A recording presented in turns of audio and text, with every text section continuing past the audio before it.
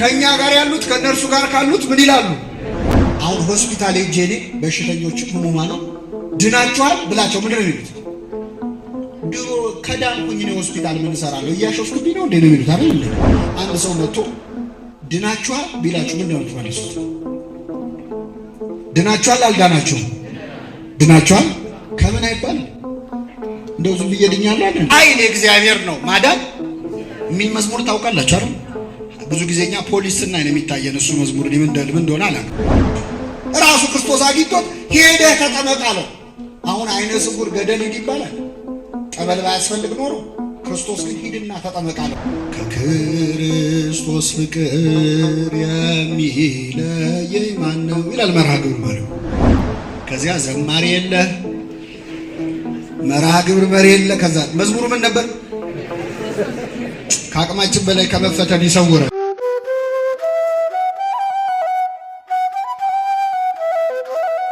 አሐዱ አምላክ አሜን። እናማት በስመ አብ ወወልድ ወመንፈስ ቅዱስ አሐዱ አምላክ አሜን። በስመ አብ ወወልድ ወመንፈስ ቅዱስ አሐዱ አምላክ አሜን። ብፁዕ አባታችን አቡነ እንጦንስ የምዕራብ ሐረርጌ ሀገረ ስብከት ሊቀ ጳጳስና የቅዱስ ሲኖዶስ አባል፣ ክቡራን አበው መነኮሳት፣ ምዕመናን፣ ምዕመናት በእግዚአብሔር ሰላምታ እንደምን ዋላችሁ? እንደምን ቆያችሁ? አሜን። ምሕረቱን ቸርነቱን አብዝቶ በእድሜያችን ላይ የዛሬዋን ዕለት ይህችን ሰዓት ጨምሮ በቸርነቱ ቅዱስ ቃሉን እንድንሰማ ስሙን እየጠራን እንድናመሰግነው በቤቱ የሰበሰበን የአባቶቻችን አምላክ ልዑለ ባሕርይ እግዚአብሔር ስሙ የተመሰገነ ይሁን። እግዚአብሔር አምላካችን በቀሪው ሰዓት ከመካከላችን እንዲሆንልን፣ እንዲያስተምረን፣ እንዲመክረን፣ ምስጢሩን ጥበቡን እንዲገልጥልን የእርሱ ቅዱስ ፈቃድ ይሁንልን።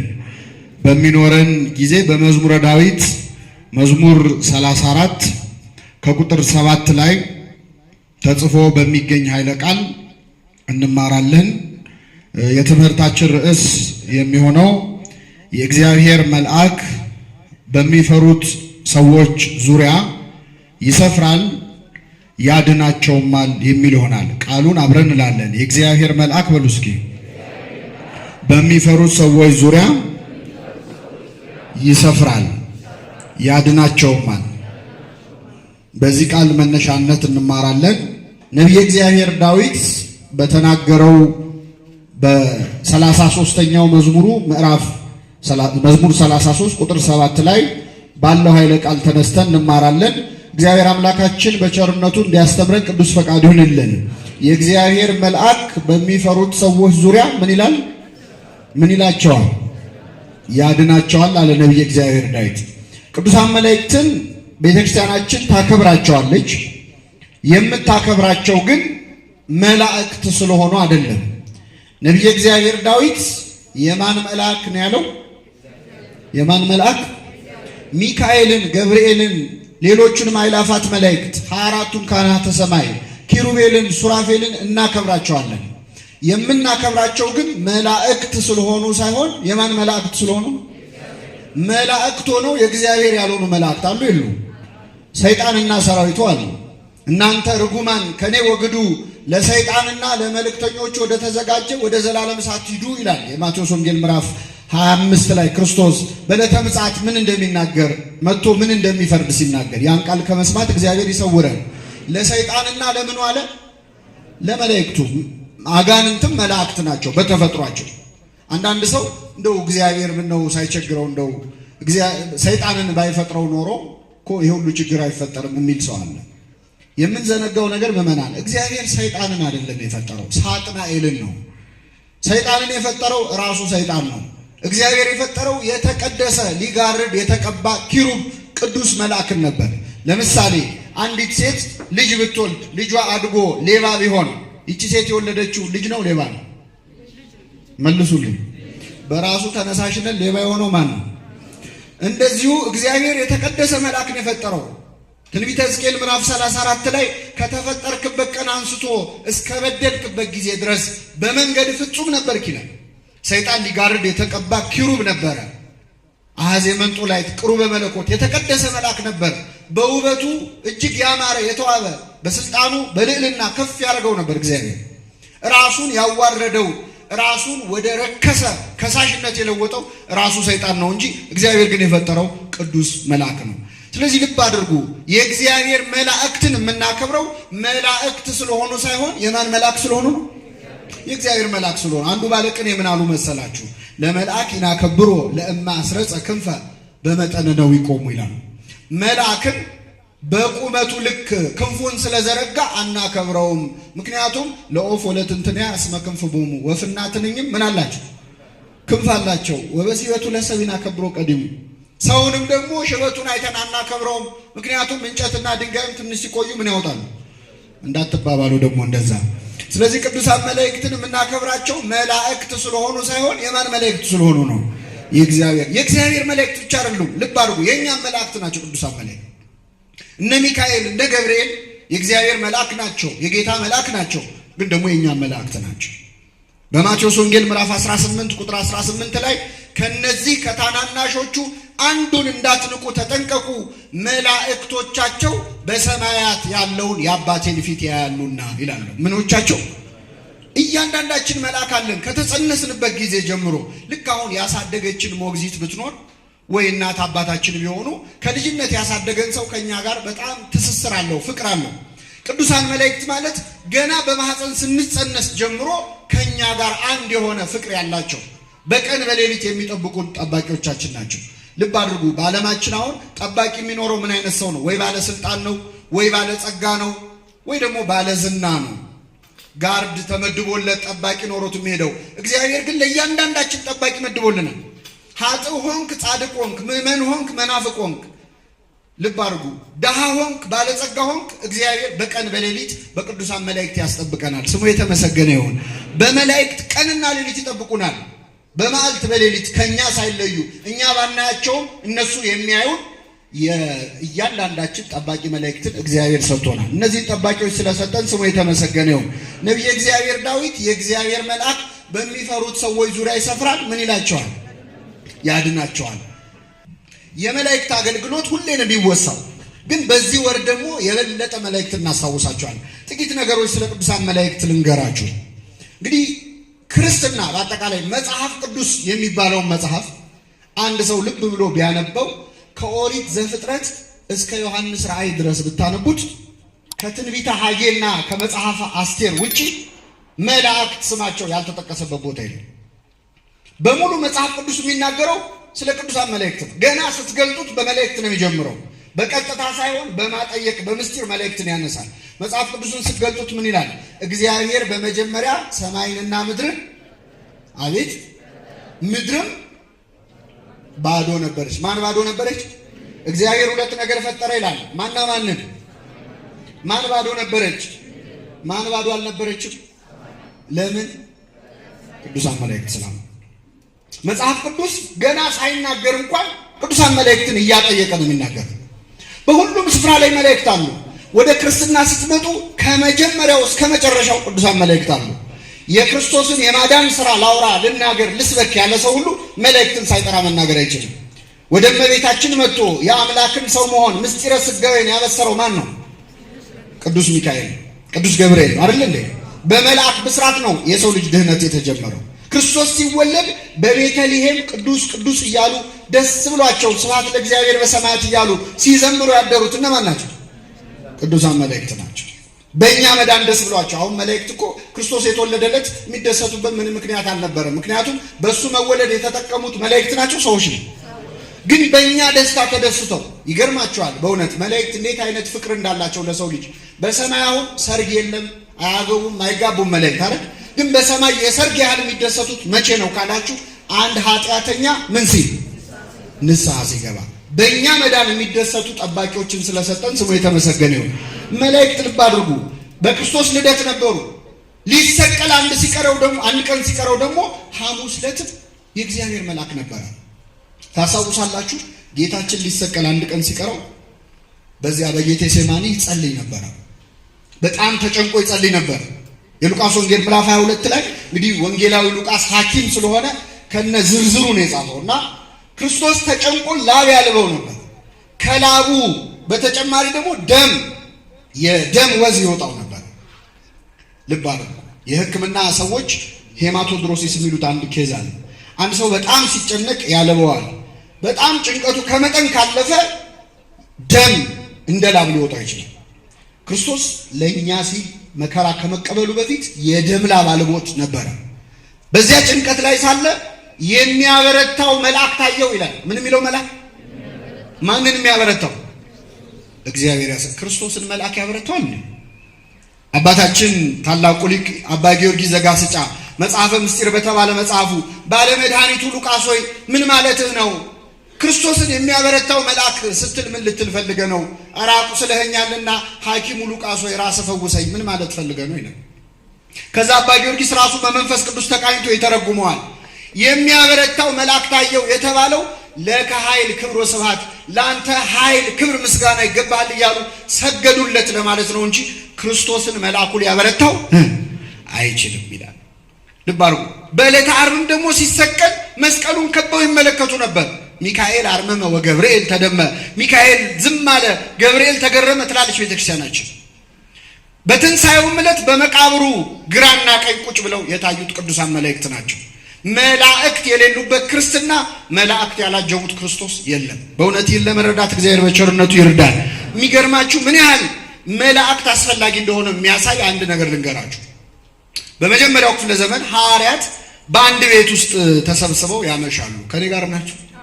እና እየተጫወቱ ሲያመሹ ድንገት የቤቱ በር ተንኳኳ። በኃይል ሲንኳኳ የቤት ሰራተኛ ነበረች፣ ብላቴና ነች፣ ሮዴ ትባላለች። ቀጥ ብላ ሄዳ በሩን ከፈተችው። ስትከፍተው በጣም ደነገጠችና መልሳ ዘጋችው። ከዚያ ተመልሳ መጣች። ምን ነው ምን ሆንሽ? ማን ነው የቆመው አሏት። ቅዱስ ጴጥሮስ ነው አለች። የሚገርማችሁ ቅዱስ ጴጥሮስ በዛ ሰዓት ታስሮ እስር ቤት ነው ያለው። ከኔ ጋር ናችሁ? የት ነው ያለው? ጴጥሮስ ቆሟል አለች። አይ ጴጥሮስማ ታስሯል፣ ዓይንሽ ነው ተሳስተሽ ይሆናል። ባይሆን ቆሞ ያየሽው ጴጥሮስን ሳይሆን የእግዚአብሔር መልአክ ሊሆን ይችላል አሉ። ማንን ሊሆን ይችላል? እስቲ አሁን በዘመናችን በራችን በሌሊት ቢንኳኳ በር ላይ ቆመው ማን ሊሆን ይችላል ብላችሁ ነው የምትገምቱት? የእግዚአብሔር መልአክ፣ ፌዴራል ፖሊስ ሊሆን ይችላል አትሉ? በመሰረቱ እኛ አንከፍትም እኮ አይደለ? በተለይ ሊነጋጋ ሲልማ መርዶ ነው የሚመስለን። ማን ሞቶ ይሆን ነው የምንለው። በዚያ ላይ 30 ትሪ ምን ተደርጎ የሚዘጋ በር ደግሞ እንዴት ይከፈታል እናውቀዋለን እኮ። የመጀመሪያዎቹ ክርስቲያኖች ግን በር እንኳን ሲንኳኳ ማን ይሆናል ብለው ይገምቱ ነበር። በእውነት እንዲህ አይነት ሕሊና ያደለን እግዚአብሔር። ቅዱሳን መላእክት በእኛ ሕይወት ውስጥ አሉ። ስለ መላእክት የምንማረው በእውነት በጣም ጥቅም ስላለው ነው። ቤተክርስቲያን ዝም ብላ አይደለም። ወገኖቻችን፣ ታላቅ ወንድሞቻችን ስለሆኑ ቅዱሳን መላእክት ብዙ ናቸው። የብዙ ብዙ ናቸው። ሺህ ጊዜ ሺህ ናቸው። አይላፋት ጊዜ አይላፋት ናቸው። አባቶቻችን የመላእክትን ቁጥር ሲገልጹ ምን ይላሉ መሰላችሁ? ዓለም ከተፈጠረ ጀምሮ እስከ አሁን ድረስ የወረደው ዝናብ፣ የዘነበው ዝናብ እያንዳንዱ ነጠብጣብ ጠብ ጠብ ጠብ ያለው ነጠብጣብ ቢቆጠር ከመላእክት ቁጥር ጋር አይተካከልም ይላሉ። ከኔ ጋር ናችሁ? ወይም ሌላ ቀላል ምሳሌ ልስጣችሁ። አሁን የመላእክትን ቁጥር በቀላሉ ማወቅ ከፈለጋችሁ ቀላል ሂሳብ ልሰጣችሁ ነው። ከኔ ጋር ናችሁ? የመጀመሪያ የተፈጠረው ሰው ማን ነው? አቤት አዳም። ከአዳም አንስቶ እስከ አሁኑ ድረስ የሞቱ ሰዎች አሉ የሉ? በሙሉ አሁን ከሞት ቢነሱ አሁን ደግሞ ዓለም ላይ ስንት ሆነናል? የዓለም ሕዝብ ከኮሮና በኋላ ስንት ሆነናል? 7 ቢሊዮን 6 ቢሊዮን ሆናለናል። አሁን ያለው 6 ቢሊዮን ሕዝብ አሁኑኑ ተነስቶ ቢቆም ደግሞ ካሁን ጀምሮ እስከ ዕለተ ምጽአት ድረስ የሚወለዱ ሕፃናት በሙሉ አሁኑኑ ቢወለዱ ለእያንዳንዱ ሰው በራሱ ጸጉር ልክ መልአክ ይደርሰዋል። እየሰማችሁ ነው? በምኑ ልክ? ቀላል ነው አይደል ሂሳቡ? ስለዚህ ማስላክ ከፈለጋችሁ መጀመሪያ ምንድነው የምታረጉት? ጸጉር የተላጨ ሰው ተገላገለ አይደል? ባጭሩ መላእክት ሊቆጠሩ። አሁን ይህን ስናገር አሁን እኛ ሀገራችን ጦርነት ላይ ነች ያለችው። ስንት ነገር አስጨንቆና አሁን መላእክት በዙ አነሱ እኔ ምን አገባኝ የሚል ሰው ይኖራል እዚህ ቁጭ ብሎ። እነዚህ ሁሉ መላእክት ከማን ጋር ናቸው? አቤት ከኛ ጋር ናቸው። ሰው እኮ ውጭ ሀገር ዘመድ አለ ብሎ ይኮራል አይደል እንዴ? ወንድሞቼ፣ እህቶቼ፣ አክስቶቼ፣ አጎቶቼ ብዙ ናቸው ብሎ ይኮራል። እነዚህ ሁሉ መላእክት ከማን ጋር ነው ያሉት? ከኛ ጋር ያሉት ከሌሎች ጋር ካሉት ምን ይላሉ? ይበልጣሉ ነው ያለው አይደለ? አሁን ነብይ እግዚአብሔር ኤልሳ ታስታውሳላችሁ? ኤልሳ የተባለውን ነብይ ወታደሮች ይዘውት ከሶሪያ ድረስ ይዘውት ሊሄዱ መጡ ይላል። ለምንድን ነው የመጡት? ሶሪያና እስራኤል ጦርነት ላይ ነበሩ። የእግዚአብሔር ነብይ እስራኤል ሆኖ ሶሪያ ውስጥ የሚያወሩትን ወሬ ያውቅ ነበር በጸጋ። ሁሰት የሚባል ማይረግ ላይ ሲደርሱ ቅዱሳን እዚህ ሆነው እዛ የሚደረገውን ያውቃሉ። እና ቅዱስ ነብይ እግዚአብሔር ኤልሳ ያውቅ ነበር እስራኤል ውስጥ የሚወራው። በኋላ ንጉሱ ምንድነው ምስጢር የሚያወጣለ እንደ ከኛ መሃል ሰላ ያለ እንደ ያለ፣ ኧረ የለም እዚያው እስራኤል ቁጭ ብሎ እኛ እዚህ የምናወራውን እዛ ሆኖ የሚናገር ነብይ አለ። እሱ ነው ጠላቴ ብሎ ወታደሮች ላከ። አስረው ሊያመጡት ኤልሳ ያለበትን ተራራ ከበውት አደሩ ይላል። የኤልሳ አገልጋይ ገያዝ ይባላል። በሌሊት ሲነሳ ዙሪያቸውን በወታደር ተከበው ደነገጠና ኧረ ጌታዬ አለ። ነብዩን ኤልሳ አንቀሰቀሰው። ዙሪያችንን ተከበናል፣ ብንሸሽ ይሻላል አለው። አይዞህ ከኛ ጋር ያሉት ከነርሱ ጋር ካሉት ይበልጣሉ። አዎ ግን ብንሸሽ ጥሩ ነው አለ። አሁን አርገውና እዚህ አዳራሽ ቢከበብ በሆነ ሰዎች ከኛ ጋር ያሉት ይበልጣሉ አይዟችሁ ቁጭ በሉ ብል ትቀመጣለህ? አቤት እኔም ካልኩ ነው በመሰረቱ እኔ አኩፋዳሽ ምናምን ብለው አንጥተው ነው እንጂ እማቀው ነገር የለም ብዬ ሌላ ችግር ውስጥ ነው የምንገባው። ከአቅማችን በላይ ከመፈተን ይሰውረን። የሚገርማችሁ ነው ያደኩበት ቤተክርስቲያን ሚካኤል ከርቸሌ ሚካኤል ይባላልና አንድ ጊዜ ጉባኤ እየተደረገ አንድ ሰው ይዘምራል። የዛሬ 20 ዓመት ምናምን ይሆናል እና ከክርስቶስ ፍቅር የሚለየኝ ማን ነው ይላል መርሃ ግብር መሪው። በአጋጣሚ ቦታው ወህኒ ቤት ነውና ድንገት ተኩስ ተነሳ። እስረኛ አምልጦ ማለት ነው። ስፍራው ተኩስ በተኩስ ነው። ከዚያ ዘማሪ የለ፣ መርሃ ግብር መሪ የለ። ከዛ መዝሙሩ ምን ነበር? ከአቅማችን በላይ ከመፈተን ይሰውረን። ከኛ ጋር ያሉት ከነርሱ ጋር ካሉት ምን ይላሉ? አዎ ይበልጣሉ፣ ግን አናያቸውም። እግዚአብሔር ያሳያቸው። አሁን እዚህ አዳራሽ ውስጥ ቁጭ ብለን ዙሪያችን ያሉትን መላእክት ለቅጽበት ብናያቸው በዘበኛም ከዚህ ቤተክርስቲያን አንወጣም እኮ። አይናችን ተይዞ እኮ ነው የገያዝ አይን እንደተያዘ። እባክህ ጌታ ሆይ አይኑን አብራለት ሲለው ዙሪያቸውን በሳት ሰረገላ ተከበዋል። ተጽናና። የእሱን አይን የከፈተ አምላክ የሁላችንን አይን ይክፈትልን። ስለዚህ ቅዱሳን መላእክት ብዙ ናቸው፣ ብዙ ናቸው፣ ሺህ ጊዜ ሺህ ናቸው ማለት ከኛ ጋር ያሉት ከሌሎች ጋር ካሉት ምን ይላሉ? ይበልጣሉ ማለት ነው። በእውነት ይህን በልቡናችን ይጻፍልን እግዚአብሔር። ሌላው መላእክት ፈጣኖች ናቸው፣ ይደርሳሉ። ቅዱሳን መላእክት ፈጥነው የሚደርሱ ረቂቃን ናቸው። አባቶቻችን ማዕረገ ርቀትን ሲያስተምሩ ከእሳትና ከነፋስ ነፋስ ይረቃል ይላሉ። ከነፋስ ነፍስ ትረቃለች፣ ከነፍስ መላእክት ይረቃሉ፣ ከመላእክት ህሊና መላእክት የመላእክት ሐሳባቸው ይረቃል፣ ከመላእክት ሐሳብ እግዚአብሔር ይረቃል ይላሉ። ረቂቅም ረቂቃን እግዚአብሔር። ቅዱሳን መላእክት ረቂቃን ናቸው፣ አይጨበጡም፣ እንደውም ርቀታቸው በጣም የሚገርማችሁ። ለምሳሌ ሚካኤልና ገብርኤል አሁን እኔ ከሆነ ሰው ጋር መንገድ ላይ ብንገናኝ መንገድ ለማለፍ ከፈለግን አሳልፈኝ ነው አይደል ምንባባለው። ሚካኤልና ገብርኤል ግን ጠባብ መንገድ ላይ ቢገናኙ ሚካኤል ገብርኤልን አሳልፈኝ አይለውም። ወሐለፈ መልአክ በውስተ መልአክ ይላል። መልአኩም በመልአኩ ውስጥ አለፈ ይላል። በዚህ ደረጃ ረቂቃን ናቸው ቅዱሳን መላእክት። ፈጥነው ደግሞ ይደርሳሉ ለሁሉም። ፍጥነታቸው የኛን ሐሳብ ያህል ነው ይላሉ አባቶቻችን። ለምሳሌ ወደዚህ ጉባኤ ከቤታችሁ እዚህ ቤተክርስቲያን ድረስ ስትመጡ በመኪናም በእግርም ብትመጡ ከቤት እዚህ ድረስ ያለውን መንገድ አቋርጣችሁ ነው አይደል የመጣችሁት? ነው አይደለም? እስቲ አሁን ወደ ቤት ተመለሱ በሐሳባችሁ ውስጥ አንድ ጊዜ። ወይስ ሄዳችኋል ቀድማችሁ? በሐሳብ ተመለሱ ብል በመኪና ነው በእግር ነው የምትሄዱት? በሐሳብ ሂዱ ቢባል በዚህ ጋር ወጣችሁ ውጭ ታክሲ ይዛችሁ ነው የምትሄዱት? በአንዴ ቤት መመለስ ይቻላል አይቻልም? ኧረ እውነት ለመነጋገር በሐሳቡ አውሮፓና አሜሪካ ደርሶ ያልመጣ ሰው አለ? የለ። ቪዛ የለ፣ ፓስፖርት የለ፣ ክትባት የለ፣ ደርሰህ ትመጣለህ እኮ። እግዚአብሔር በሐሳባችን በቅጽበት ደርሰን መምጣት እንችላለን። የመላእክት ፍጥነት ማለት የኛ ሐሳብ ያህል ነው። ቅዱስ ሚካኤል ፈጥኖ ቅዱስ ገብርኤል ፈጥኖ ለሁላችን ይድረስልን። በዚህ ቅጽበት ነው መጥተው መራዳት የሚችሉት ቅዱሳን መላእክት። በጣም አስደናቂ ነው። አንዳንድ ሰው አሁን የአእላፋት መላእክት አከበርን የቅዱስ ሚካኤል፣ አሁን ደግሞ የገብርኤል በዓል ከፊታችን አለ። አንዳንድ ሰው የገብርኤል በዓል ሲከበር መላእክት በሁሉ ምሉዓን አይደሉም። በሁሉ ምሉ የሆነ ማብቻ ነው እግዚአብሔር ነው።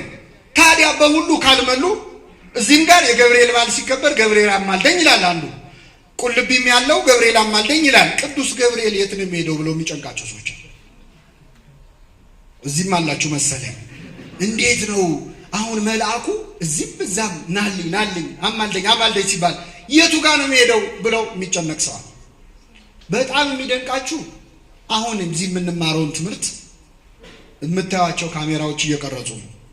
በአንዳንድ ስልኮች እዚህ የምንማረውን ትምህርት ሌላ ዓለም ላይ ያለ ሰው መስማት ይችላል አይችልም? ይችላል አይችልም? በስልክ ብቻ በኢንተርኔት ብቻ ይቻላል አይደል? ይህን ኢንተርኔት የሰራው ማን ነው? ሰው የሰራው ኢንተርኔት ዓለምን መድረስ ከቻለ እግዚአብሔር የሰራቸውን እነ ቅዱስ ገብርኤል ዓለምን መድረስ ያቀታቸዋል? ከኛ ልናሳንሰው ነው እንደ እግዚአብሔር?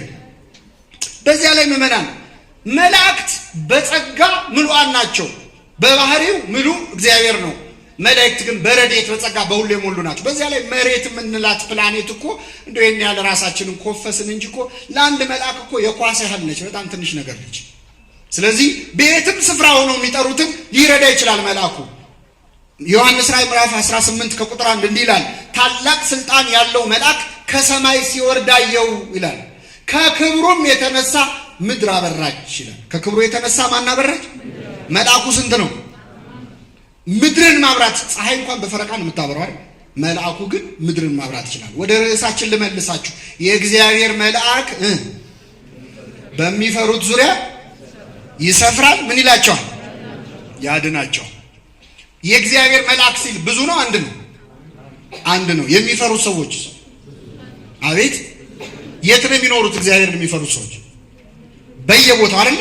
የእግዚአብሔር መልአክ አንዱ ሚካኤል፣ አንዱ ገብርኤል፣ አንዱ መልአክ እግዚአብሔርን በሚፈሩት ሰዎች ዙሪያ ምን ይላል? ይሰፍራል። እኛ እኮ ሰፈረ ሲባል የምናውቀው ሰራዊት ነው አይደል? ሚካኤል ብቻውን ይሰፍራል። ገብርኤል አንዱ መልአክ በክንፉ እኮ ከተማ መጋረድ ይችላል። በእውነት ቅዱስ ሚካኤል ቅዱስ ገብርኤል ሁላችንን ይጋርዱን። ተመልከት፣ አንዱ መልአክ በዓለም ቦታ ሁሉ ያሉትን መጋረድ መርዳት ይችላል። ይህን በልቡናችን ይሳልብን። ጥቅሱን እንጨርሰው። የእግዚአብሔር መልአክ በሚፈሩት ሰዎች ዙሪያ ይሰፍራል። ምን ይላቸዋል? ያድናቸዋል። ቅዱሳን መላእክት ምን ይላሉ? ያድናሉ። እችን ላብራራና አበቃለሁ። ቅዱሳን መላእክት ያድናሉ ሲባል ይፈጥራሉ የተባለ ይመስል አንዳንድ ሰው በጣም የሚደነግጥ ሰው አለ። ቅዱሳን መላእክት ግን ማዳናቸውን መጽሐፍ ቅዱስ በግልጽ ይናገራል። አሁን የጠቀስነው መዝሙረ ዳዊት መዝሙር 33 ላይ የእግዚአብሔር መልአክ በሚፈሩት ሰዎች ዙሪያ ይሰፍራል። ምን ይላቸዋል? ያዕቆብ ደግሞ በኦሪት ዘፍጥረት ምዕራፍ 48 ላይ የልጅ ልጆቹን ሲባርክ መስቀለኛ አድርጎ እጁን አደረገና ከልጅነቴ ጀምሮ የጠበቀኝ እግዚአብሔር ከክፉም ነገር ያዳነኝ መልአክ እነዚህን ሕፃናት ይባርካል። ከክፉ ነገር ምን ያለ ያዳን። ቅዱሳን መላእክት ከክፉ ነገር ምን ይላሉ? ሁላችንን ያድኑን። ግን ማዳንን በጣም ባጭሩ ልንገራቸው። አሁን ለምሳሌ ከዚህ ጉባኤ ስትወጡ አንድ ሰው መጥቶ ድናችኋል ቢላችሁ ምን እንደምትመልሱት? ድናችኋል አልዳናችሁም? ድናችኋል ከምን አይባልም። እንደው ዝም ብዬ ድኛለሁ አይደል እንዴ? አሁን እዚህ በመቀመጣችሁ ውጪ ካለው ፀሐይ ድናችኋል አልዳናችሁም? አሁን ሆስፒታል ሄጄ እኔ በሽተኞችም ህሙማንም ድናችኋል ብላቸው ምንድን ነው የሚሉት? ድሮ ከዳንኩኝ እኔ ሆስፒታል ምን እሰራለሁ እያሾፍክብኝ ነው እንዴ ነው የሚሉት አይደል እንዴ? መዳን እንደየሁኔታው ነው። መጽሐፍ ቅዱስ አንድን ሰው ዳነች ካለ በሶስት ነገሮች ነው ዳነ እያለ ያለ። በስንት ነገሮች? የመጀመሪያው ምዕመናን አንድ ሰው ዳነ የሚባለው ክርስቶስ በመስቀል ላይ ባዳነን ማዳን ነው። በዚህ መዳን ድነናል አልዳንም? ድነናል። እሱን ብቻ እኛም ብቻ አይደለም ያዳነው ዓለምን ሁሉ ነው።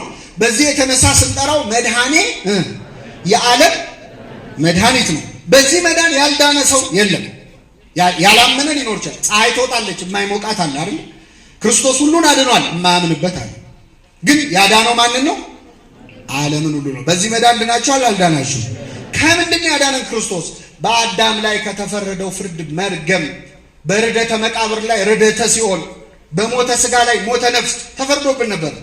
ከዛ ፍርድ በመስቀል ላይ ስጋውን ቆርሶ ደሙን አፍሶ ሁላችንን ምን ብሎናል?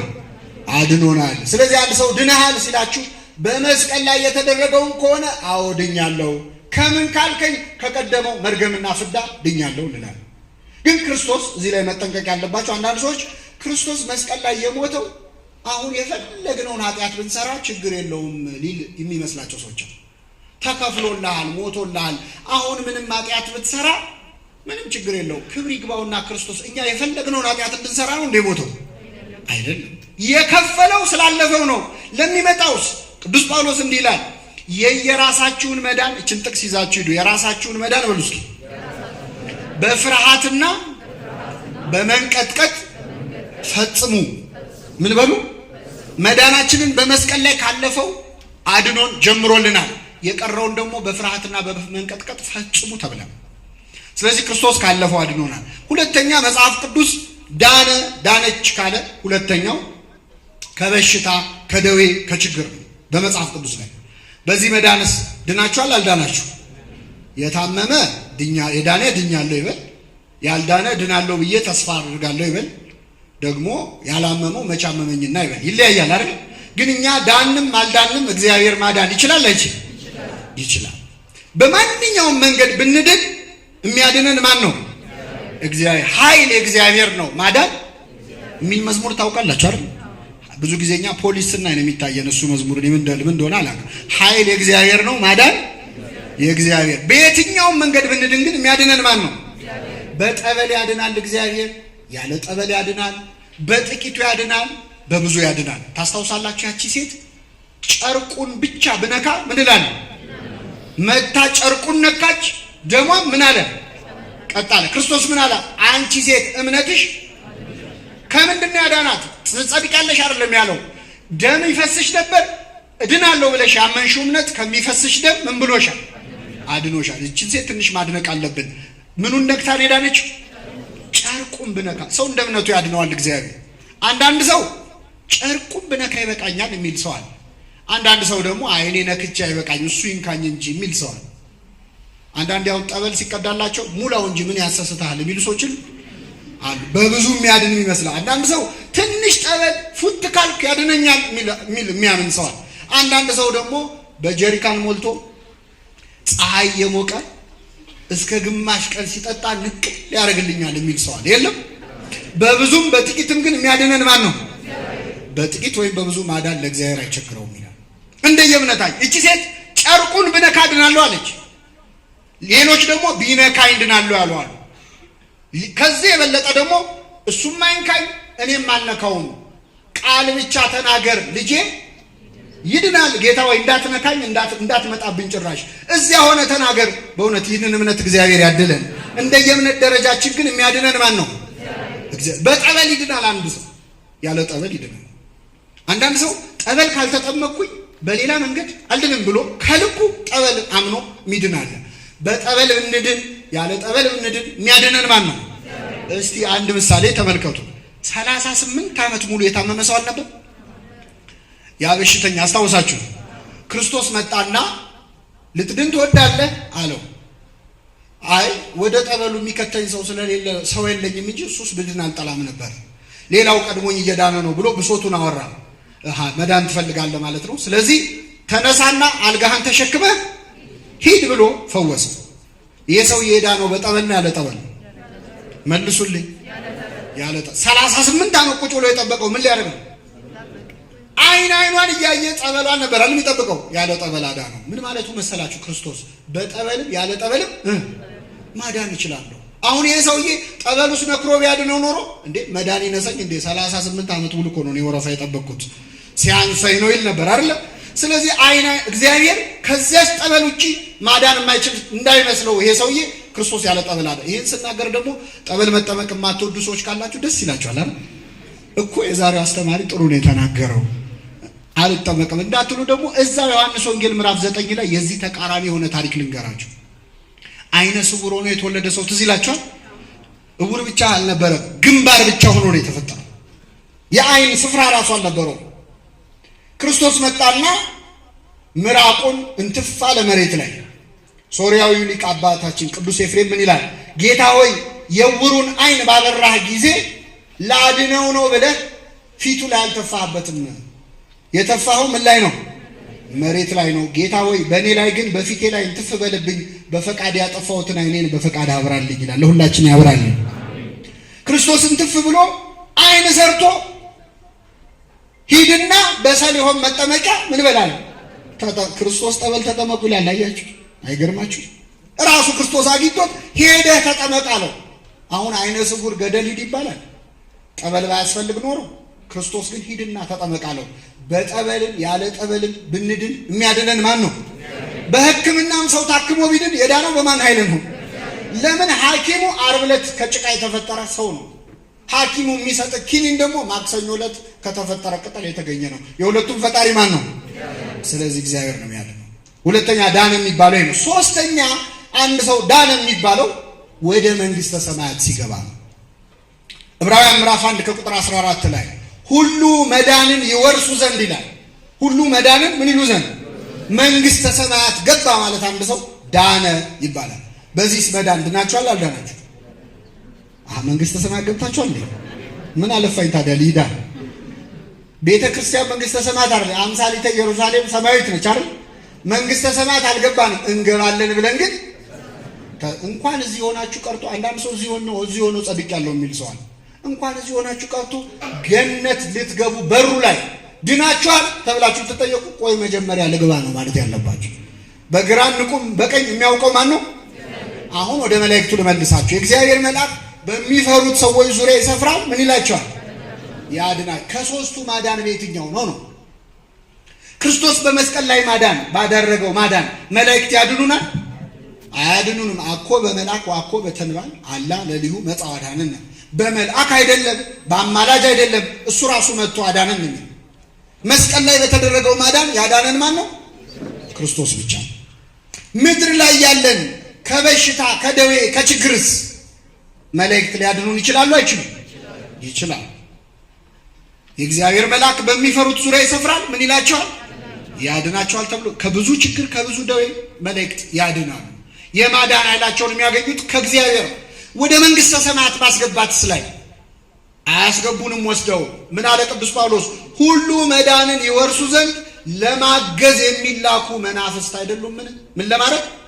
ስለዚህ እነ ሚካኤል እነ ገብርኤል ወስደው ገነት አይከቱንም፣ ወስደው መንግስተ ሰማያት አያስገቡንም። ግን መዳንን እንድንወርስ ያግዙናል፣ ይረዱናል። የመላእክቱን ተራዳይነት አይንሳን አምላካችን። አንድ ጥያቄ ጠይቃችሁና አበቃለሁ። ለምሳሌ አንድ ሰው ወደ ቅዱስ ገብርኤል ቤተክርስቲያን ሄዶ ገብርኤል ሆይ ከአምላክ በተሰጠ ስልጣን ከዚህ በሽታ ከዚህ ደዌ አድነኝ ብሎ ተሳለ። በዚህ ስዕለቱ ከዚያ በሽታ ያ ሰው ዳነ። ይህንን ሰው ያዳነው ማን ነው? ገብርኤል ነው ወይስ እግዚአብሔር? መልሱልኝ። በጣም ጥሩ። ሌላ ጥያቄ ልጠይቃችሁ። በመጽሐፈ ኢዮብ ላይ ሰይጣን እግዚአብሔር ፊት ቆም አይደል? ትዝ ይላችኋል። ባሪያዬን ኢዮብ አየኸው አለ። አየኸው? አዎ አየሁት። እሱማ መልካም የሆነው እኮ መልካም ስላደረክልን ነው። ሀብት ሰጥተዋል፣ ልጆች ሰጥተዋል፣ ሁሉ የሞላለት ነው። ምን ጎሎበታል አለ ሰይጣን። ሂድና የወደድከውን አድርግበት፣ ነፍሱን ግን እንዳትነካ አለው። ሰይጣን በተሰጠው ፈቃድ ከእግዚአብሔር ሄዶ የኢዮብን ሀብትና ንብረቱን ምን አለበት? በአንዴ ብዙ ሺህ ከብቶቹን አወደመበት። ኢዮብ ምን አለ? እግዚአብሔር ሰጠ። ጻድቅ አይደለም ኢዮብ? እኛው ሞባይላችን ቢጠፋ እግዚአብሔር ሰጠ እግዚአብሔር ነሳ እንላለን። እንደው ጊዮርጊስ ጉባኤ ሄጄ ምን ነው ምን አረኩ ነው የምንለው አይደል? ኢዮብ ግን ያ ሁሉ ሀብት ጠፍቶ እግዚአብሔር ሰጠ እግዚአብሔር ነሳል። በአንድ ጊዜ ደግሞ 10 ልጆቹ ሞቱበት። ስንት ልጅ? እግዚአብሔር ያሳያል። እንዳይጽናና እንኳን በአንድ ቀን 10 ልጅ ሞቱበት። እግዚአብሔር ሰጠ እግዚአብሔር ነሳ። ከራስ ፀጉሩ እስከ እግር ጥፍሩ በደዌ ተመታ። ብሄሞትን ሌዋታንን መስሎ ታየው፣ ፈራና አጥንቱ ከስጋው ጋር ተላቀቀ። ይህን ጊዜ ታመመ። ግን እግዚአብሔር ሰጠ። አሁን ልጠይቃችሁ፣ ኢዮብ ላይ መከራ ያወረደው ማን ነው? ሰይጣን ነው ወይስ እግዚአብሔር?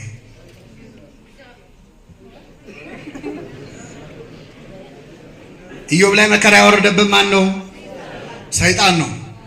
አሁን ራሳችሁን ታዘቡት። እንግዲህ ልብ አድርጉ። ቅድም አንድ ሰው ቅዱስ ገብርኤል ቤተክርስቲያን ሄዶ አድነኝ ብሎ አማልደኝ ብሎ ጸለየ አይደለ? ከዚያ በሽታ ዳነ። ያዳነው ገብርኤል ነው ወይስ እግዚአብሔር ነው ስላችሁ ማን አላችሁ? እግዚአብሔር አላችሁ። ኢዮብ ላይ መከራ ያወረደው ማን ነው? እግዚአብሔር ነው ወይስ ሰይጣን ነው ስላችሁ ማን አላችሁ? ሰይጣን አላችሁ። ለሰይጣን ኢዮብ ላይ ክፉ እንዲያደርግ ለገብርኤል መጥቶ እንዲያድን ፈቃድ ሰጪው ማን ነው? ማን ነው? እግዚአብሔር። ኢዮብ ላይ መጥቶ መከራ ያወረደው ማን ነው ስላችሁ ማን አላችሁ? ሰይጣን ካላችሁ ይህም በሽተኛ መጥቶ ያዳነው ማን ነው ሲባል ገብርኤል ለማለት መቸገር የለበትም። ቅዱስ ገብርኤል ስሙ እንዲጠራ ሰይጣን አይሆንም መቼስ። በመላእክቱ አድሮ በጎ የሚሰራው ማን ነው? እግዚአብሔር ነው። እግዚአብሔር በመላእክቱ ያድናል። ያለ መላእክቱስ ማዳን ይችላል አይችልም? መላእክት ግን ያለ እግዚአብሔር ማዳን ይችላሉ? አይችልም። መዳን በሌላ በማንም የለም እንድንበት ዘንድ የተሰጠን ስም ኢየሱስ ክርስቶስ የሚለው ስም ነው ይላል ቅዱስ ጴጥሮስ። አንዳንድ ሰዎች ለመላእክት አለማዳን ይጠቅሱታል። ግን ገብርኤልን ራሱ አግኝታችሁ ብትጠይቁት መዳን በሌላ በማንም የለም፣ እኔም የማድነው በማን ስም ነው የሚለው? በእግዚአብሔር ስም ነው። የሰማነውን በልቡናችን ያሳድርብን።